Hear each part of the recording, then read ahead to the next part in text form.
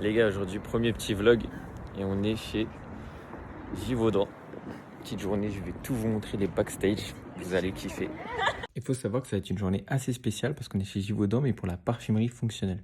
On va voir tout ce qu'ils font à côté, entre autres les produits home care, tout ce qui est pour la maison, les gels douche, les shampoings, énormément de produits. Et d'ailleurs, ça m'a choqué le nombre de produits qui est produit par eux.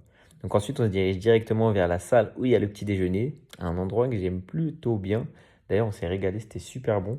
On était, je pense, une trentaine parce qu'il y avait une association de jeunes personnes qui s'intéressent au parfum. Donc, j'ai pas pu parler avec tout le monde. Mais j'ai fait des belles rencontres et ça, c'était super cool. Donc ensuite, voici le programme de la journée que vous allez suivre avec moi. Allez, à tout de suite.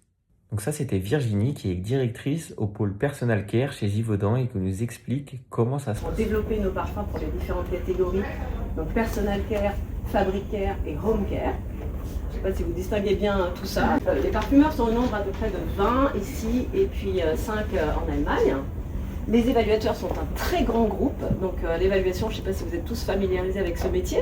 En tout cas, vous aurez cet après-midi l'occasion de rencontrer les experts dans différentes catégories, et puis même ce matin. Après, il y a un groupe de marketeurs. Donc dans le bâtiment, ici pour la parfumerie fonctionnelle, il y a 7 marketeurs qui, pareil, sont spécialisés. Donc eux, ils ont une immense connaissance des marchés aussi. Ils connaissent l'architecture des marques, voilà, comment les marques sont structurées. Ils font des gap analysis par exemple, donc c'est un marketing olfactif, hein, donc c'est vraiment une analyse olfactive en partenariat avec les évaluateurs et les parfumeurs. Donc là, toutes ces petites fioles colorées devant nous, c'était des produits créés par Givaudan pour différents endroits du monde.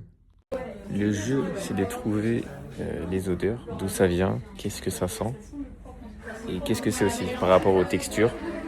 C'est hyper intéressant. Donc il y a des lessives qui viennent d'Inde, d'Asie, etc. C'est pas du tout les mêmes odeurs qu'en France. Et des gels douche, des détergents, des nettoyants. Très très intéressant. Et je vais vous montrer les coulisses avec ces petites fioles. Donc effectivement, c'est une sorte de oud, c'est une variante oud.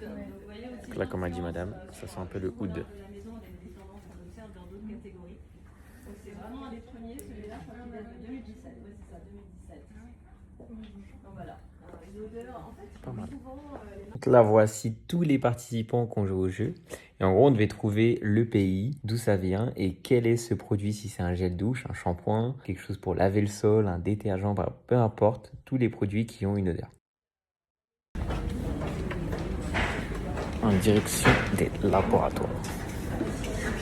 Donc ça, c'est flouté parce que c'était interdit de le montrer, mais bref, c'est là où sont assemblés les parfums. Ensuite, la direction, les laboratoires, où sont présents du coup les laborantins. On peut voir toutes les fioles avec les matières premières de synthèse et naturelles pour effectuer les mélanges. Et ensuite, on a rendu visite à un laborantin qui nous avait sentir quelque chose.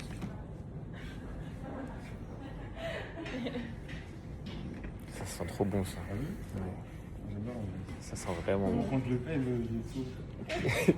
T'as la main lourde de... Oui, je suis bien. J'adore. Merci. Bah merci. Hein. Merci beaucoup.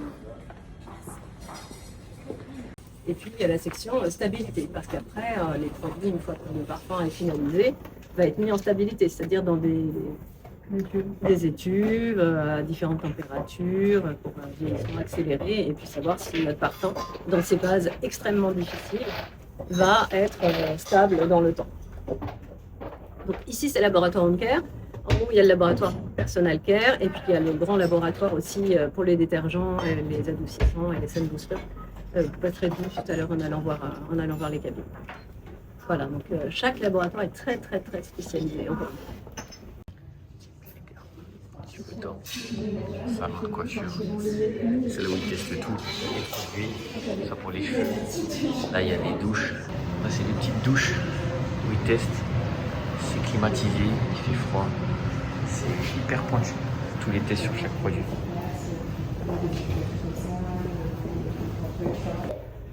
Expérientiel. Allez-y. Alors, si vous reconnaissez le parfum, si vous avez des idées, le décrire. Ça sent quoi là? C'est ça. Ah oui. Oui, un peu vanillé. C'est féminin, hein? C'est un féminin. Exactement. C'est un féminin déjà, non? Aussi beaucoup la sœur. Là La sœur. Ouais, on sent trop l'odeur de la bougie dans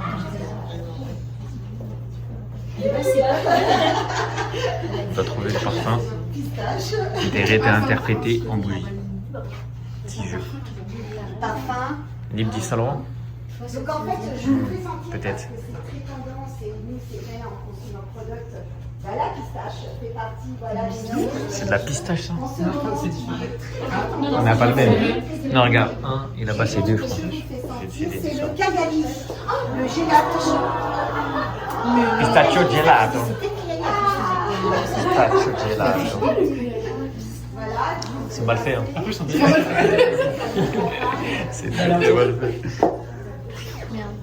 Oui, Angélique, en fait, voilà.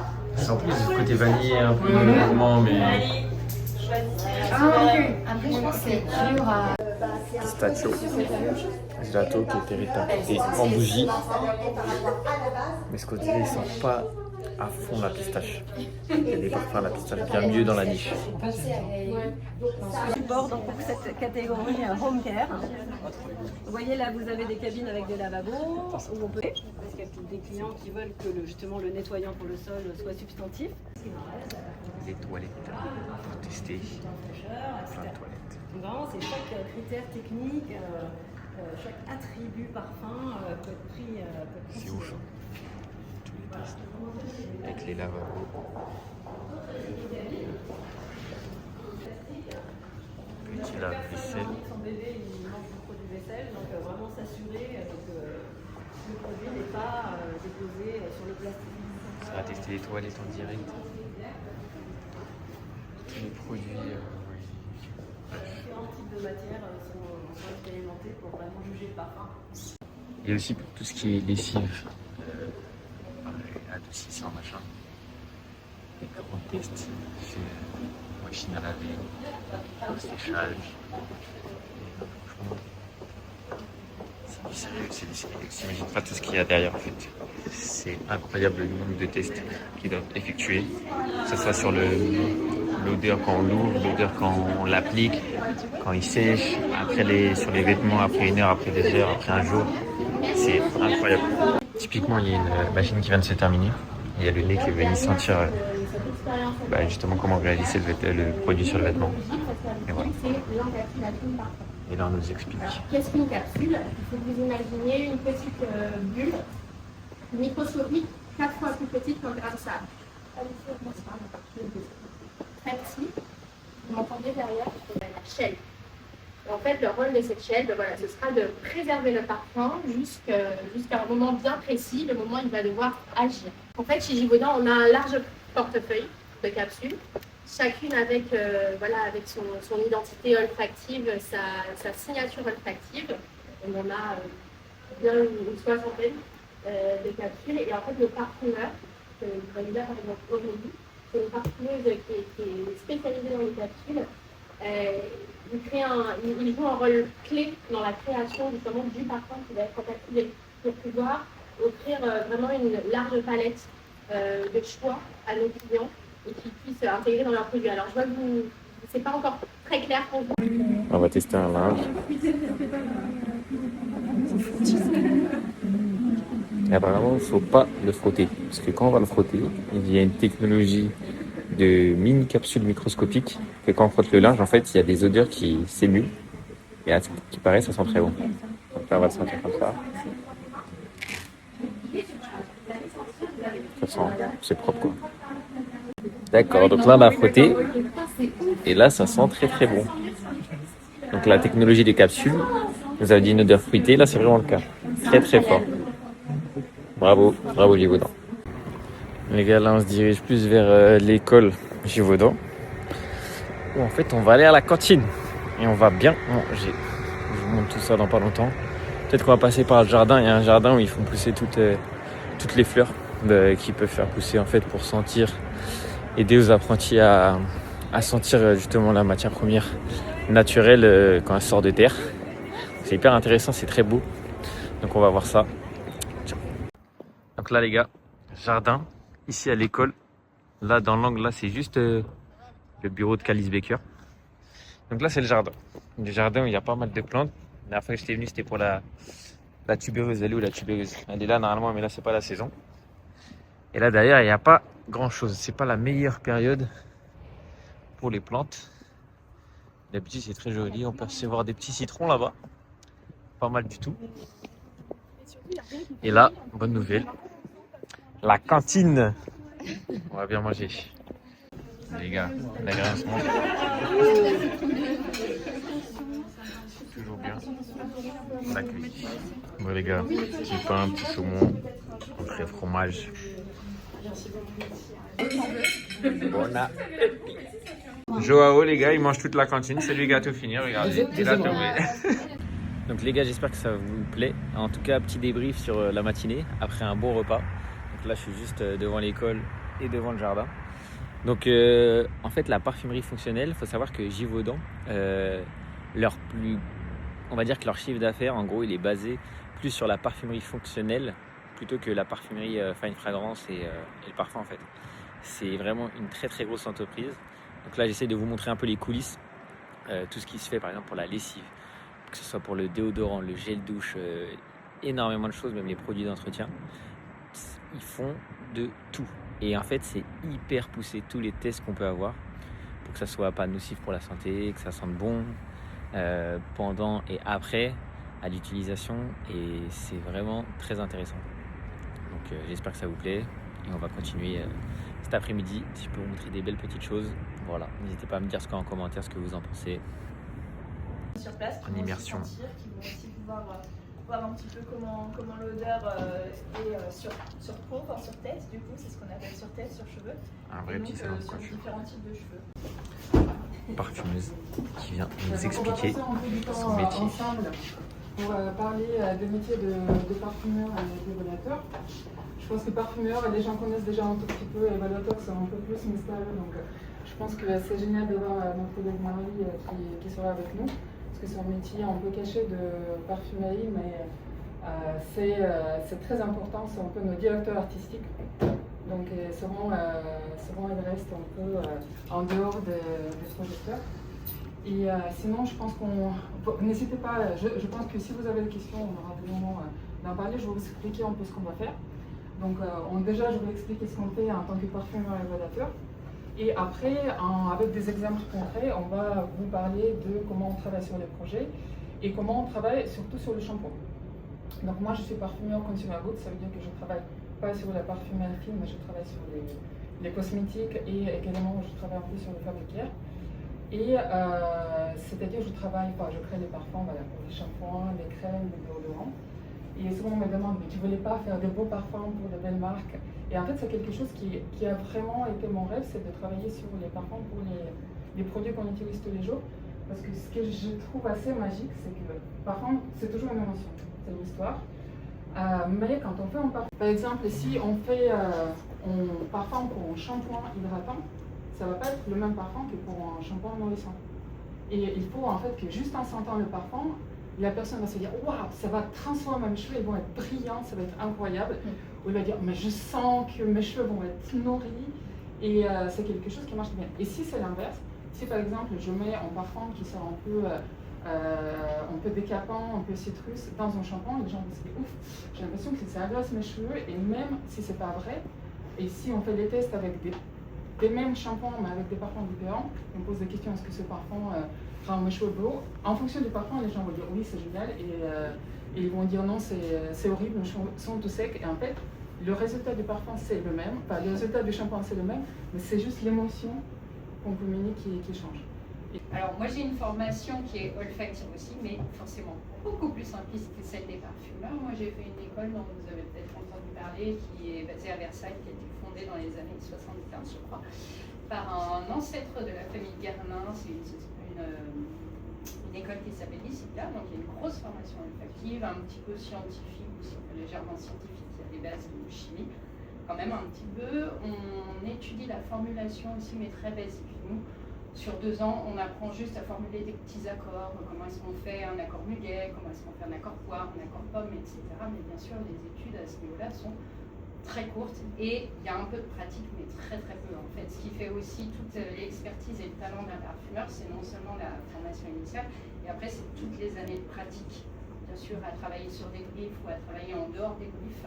C'est toute l'expérience qu'ils vont accumuler en faisant des essais et encore des essais, en améliorant leur formule petit à petit. Et moi, comme à la base, j'ai une formation qui est assez olfactive, mais aussi un petit peu plus marketing, par certains aspects.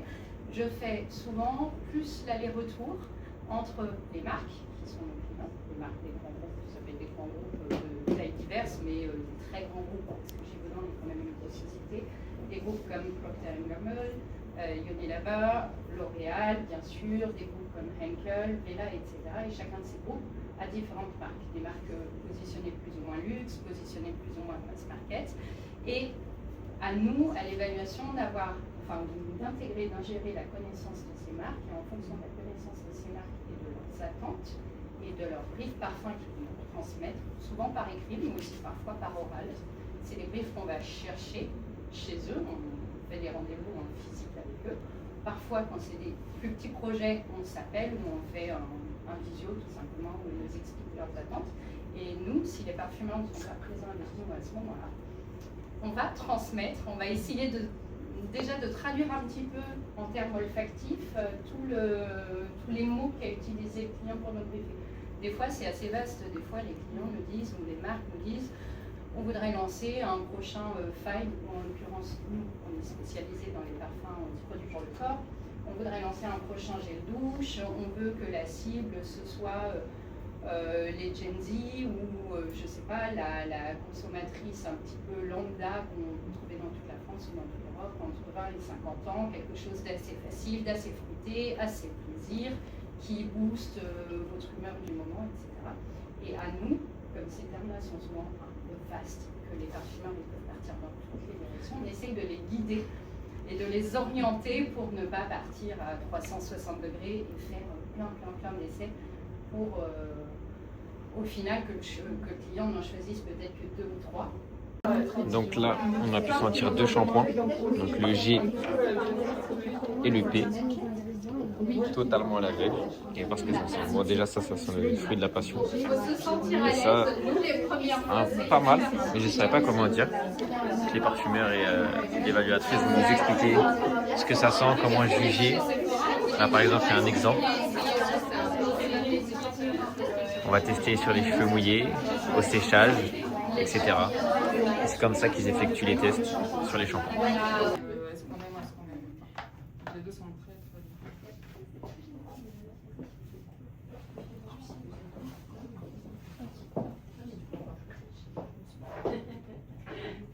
Et en général, les notes citrus, c'est pas des notes qui restent longtemps sur les cheveux. Donc ici, c'est quelque chose vraiment. C'est comment faire démarrer des notes citrus sur les cheveux.